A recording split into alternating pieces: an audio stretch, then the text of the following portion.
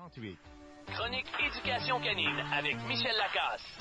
Bon mardi, Michel. Bon mardi. Hey, aujourd'hui, c'est un sujet qui est le fun encore une fois. Tout pour que notre chien soit en sécurité et qu'il se sente bien quand on les amène avec nous en voiture. Oui, on a déjà abordé le sujet, mais avec le retour du beau temps, les déplacements vont sûrement faire plus fréquents, plus nombreux. Et il y a beaucoup de choses à dire. Je sais que les gens se posent énormément de questions. Est-ce qu'on peut laisser le chien sur la banquette de l'auto sans l'attacher? Qu'est-ce qu'on doit faire s'il est malade dans l'auto? Comment on peut le désennuyer si on a un long trajet? Bref, on va essayer de faire le tour de ces questions-là.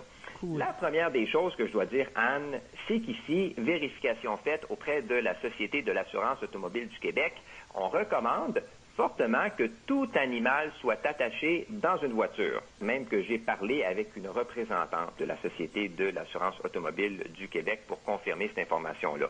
Donc, on passe d'abord à l'animalerie et on se procure un harnais spécialement conçu qui permet d'insérer la ceinture de sécurité dans une courroie de retenue. Il y a aussi des cages de transport qui existent et qu'on peut fixer ou encore des grillages. En ce qui me concerne, mais moi je préfère le harnais et la cage de transport qui sont vraiment sécuritaires. Ces sont évidemment de bonne qualité. Et ce n'est pas un luxe, hein, parce que ça en prend une. Ben oui. Si on a une collision, notre chien peut se transformer en véritable projectile.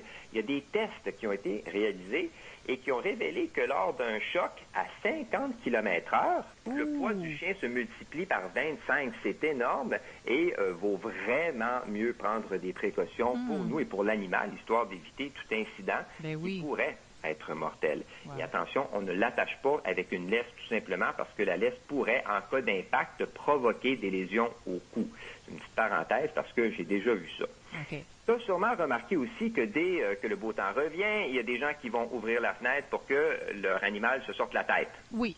Hein? C'est peut-être bien fun pour lui, mais c'est une chose à ne pas faire parce que les chiens peuvent attraper des otites, des conjonctivites ou pire encore, recevoir de petites roches dans les yeux. Mm-hmm. Alors, on fait bien attention à ça. On peut ouvrir la fenêtre sans problème, à condition là, que le chien ne puisse pas sortir la tête. Et là, je pense que c'est un excellent compromis. Il peut juste mettre son museau, là. Puis... C'est ça, absolument. Ouais. Mais il y a des chiens qui sont anxieux, malades aussi lors des balades en voiture. Et ça, c'est pas drôle parce que, bien sûr, ça peut tacher les bancs et ça peut aussi tacher nos vêtements si on n'est pas très, très loin du chien. On appelle ça le mal des transports et un chien sur 6 en serait atteint. Le chien est nerveux, peut faire de l'hypersalivation, carrément être malade. On a déjà parlé de ça. Première des choses, si on a un chien qui n'est pas bien dans l'auto, on le désensibilise de façon graduelle. Pour éviter les vomissements, on peut tout simplement aussi ne pas le nourrir quelques heures avant de partir. Ça peut aider dans certains cas. Et il y a aussi le vétérinaire qui peut nous conseiller et qui peut prescrire de la médication. Généralement, ça aussi, ça fonctionne bien. Et c'est toujours une bonne idée de protéger les sièges avec du plastique si le chien a tendance à faire des dégâts. Mais on va vraiment axer sur la désensibilisation systématique si on a un chien qui n'aime pas l'auto. Il y a aussi des CD, ou en fait un CD qui a été fait pour apaiser le chien dans la voiture. C'est Music to Calm Your Dog in the Car. Ben voyons donc. Oui, de la série Through a Dog's Ear. Et on m'en a dit beaucoup de bien. Alors, on peut essayer, c'est disponible sur Internet. J'ai déjà parlé là, de ces CD-là. Et ben voilà, on va faire un petit tour sur Internet. Music to Calm Your Dog in the Car. Et c'est vrai que c'est super relaxant. Il y a aussi, Anne, des chiens qui aiment l'auto, mais qui peuvent s'ennuyer, surtout si le trajet est long. Okay. Alors, lorsque c'est le cas, on peut apporter un os ou encore donner un Kong qui a été congelé.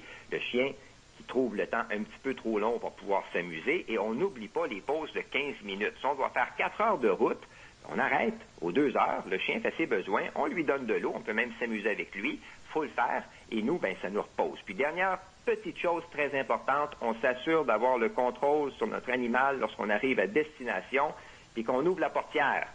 C'est souvent le party qui commence pour lui. Il est excité, il est content. Donc, il faut bien tenir la laisse pour ne pas qu'il nous passe entre les deux jambes, évidemment, pour ne pas le perdre. Hey, merci pour toutes ces informations-là. Ben, merci à toi. J'espère que tu vas pouvoir profiter de cette belle journée et on se reparle la semaine prochaine. Oui, absolument. Merci beaucoup. Bye bye. Bye, Michel.